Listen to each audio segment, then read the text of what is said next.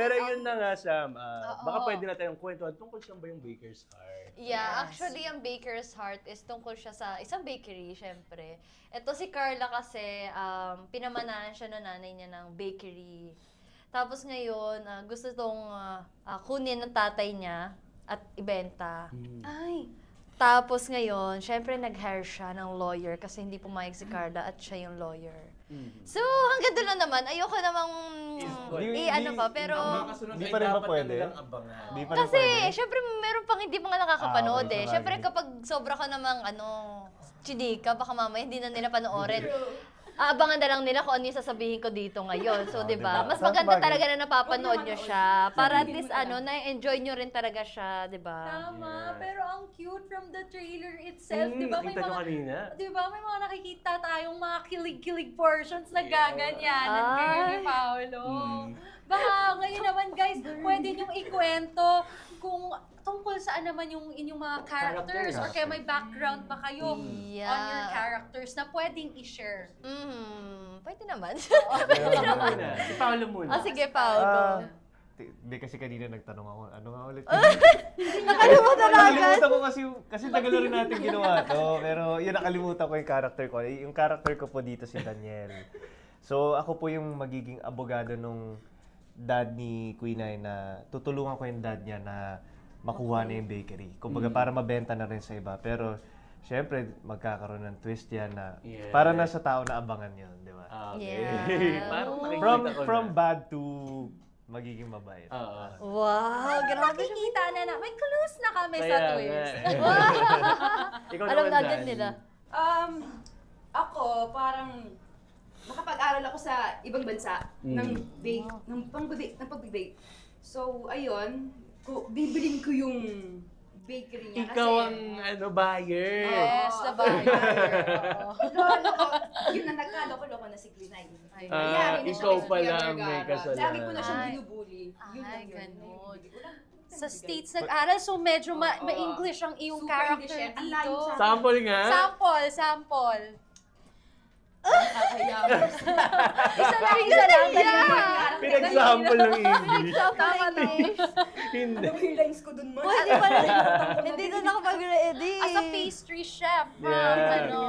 Hindi, pero sige. O si Queen Ay naman, can you share about your character? Siyempre si Carla naman dito. Si Carla, palaban siya. Though mabait pa rin naman si Carla, pero kasi syempre dahil sa pinagdadaanan niya sa buhay, wala na rin yung mom niya. So syempre yung pinagkukunan na lang niya ng pagiging strong is yung bakery mismo eh. Tapos matatag siya, palaban, masipag, may pangarap sa buhay. Though si Carla kasi, hindi naman talaga siya magaling mag-bake actually. But then kasi sa kanya pinamana na yung bakery. But eventually, nung na-meet niya si doon siya natuto na mag-bake. So parang sa pag-ibig, di ba? Parang kapag may na-meet ka someone, doon ka natututo ma-in love. So parang sumisipag ka, inspired. Yes, parang gano'n. Parang, ay gusto ko na palang matuto mag-bake. Di ba gano'n tayo? Kapag kunyari may in love tayo, di ba minsan parang, ayaw mo naman talagang kumanta, pero dahil yung crush mo, gusto pala kumakanta, so kakanta ka. Or kaya foodie yung crush mo. Oo, diba? Ipag-bake mo. Pag-aaralan mo. Diba? Lahat ng bagay natututunan naman, sabi nga nila. Grabe. So, ayun. Ayun, pero di ba kitang-kita natin gaano kakulit sila, gaano sila ka-fun.